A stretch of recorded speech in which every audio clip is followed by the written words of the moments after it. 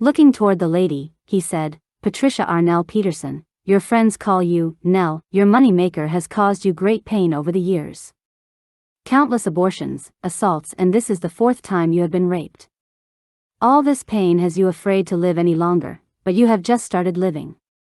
She gave him a strange look as if to say, "What do you mean, just starting to live, and how do you know so much about me?"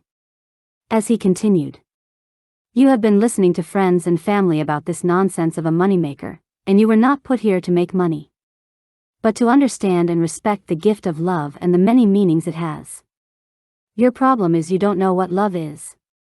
The young lady started to cry as the businessman moved towards her as he tried to comfort her, as the homeless man continued. "Your so-called moneymaker is a gift from God and the most precious thing on your body. When you lay with these men, you are exposing yourself to their spirit, and some of them, no, most of them are evil. You're confusing love with sex, and it caused you so much pain, and that pain became calloused, forming uncontrollable greed. What do you possess for making all that money using your so-called moneymaker? Nothing.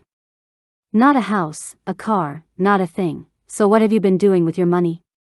Nothing, but getting high, but belittled me when I first meet you, accusing me of getting high." The drunken businessman became mad. "Hey!" Trying to defend the young lady. "Can we have some respect? This lady could be dying. Look at her. Go make sure the police are on their way while you are sitting here criticizing her." The homeless man smiled. "She will not die this day, and you?" He turned toward the businessman. "John Charles Williamson III, your friends call you JC." The homeless old man looked as if he had a faint glow to himself. "Criticizing. All your life, you have been criticizing, lying your way to the top of corporate America. Until you met your wife, who was more money-hungry and greedy than you. Your greed and thirst for money caused you to lose your friends and family. Trying so hard to impress others with your status in life. Not only did you have a wife, but you also had 5 other women. Where are they now? They were only there for the money. You wasted your time with people who didn't love you and lost the ones who did." The businessman was puzzled at what the old man had just said. Trying to deny everything, he replied, "Who in the hell are you, and how do you know so much about us? I never was greedy or selfish. Everything I did when I was successful was in the line of business, and that's how it is in corporate America, only the strong survive." The old man looked at them both and spoke. "How strong are you now?" Neither one of them said anything. The homeless old man started to cry. "I came here not to judge you but to protect you from what is to come before I tell you who I am. I want to tell you something else that hangs heavy on my heart. I notice that many people on this planet you call Earth cannot stand for someone to ask them for help. You call it begging, but I simply call it asking for what you want or need.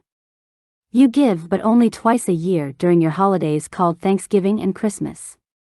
Giving should be every day, for we all ask things from the Lord, the things that we need. Many of you ask over and over 'cause you ask without faith." Then he looked at them both and with a sigh. "That's begging, not faith. But if anyone asks you for something, how you see that person in your own eyes, you determine within yourself if he's begging. For if he is established, according to the way of the world, he will only ask a favor in return for a bigger favor later, maybe tenfold. But if you think he cannot return the favor, he's simply begging, thinking that person is less than a man because he asks of you. However, you ask the Lord for the same things. He requires you to give without seeking anything in return. This is strange to me since I am not of this world. You are truly peculiar humans.